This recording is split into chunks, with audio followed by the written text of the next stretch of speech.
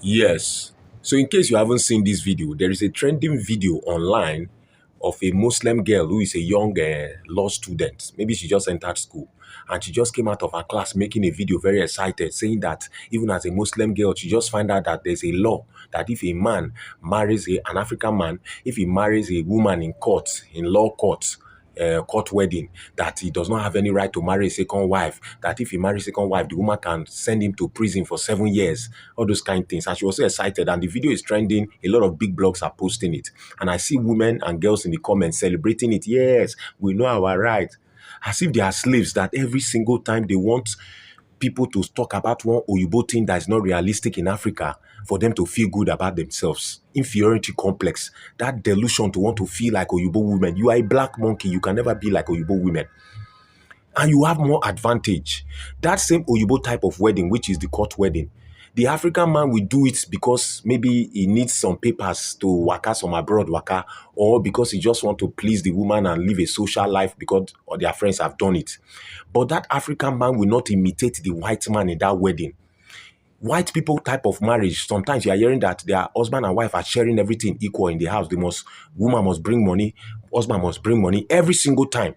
They live like equals. But the African man will say, I'm an African man. My own is to take care of my woman. It is only when things are rough for me, my woman can support me.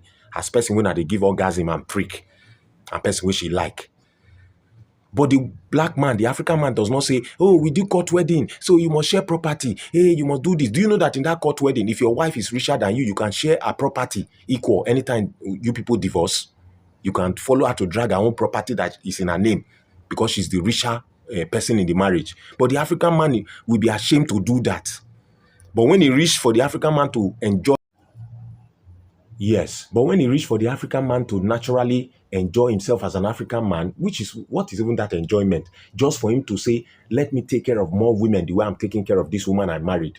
When he reached that part now, you have a problem. You want to find one Oyibo law that will make you disrespect or fight the man.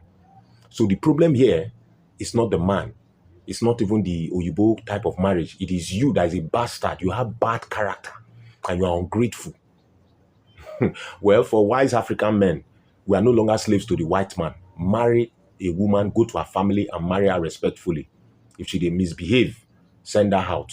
But we don't really like sending out our women because we know that even our sisters, some of them have bad character in our family. So what we do is marry more wives to reduce the quarrel and all those things with one woman.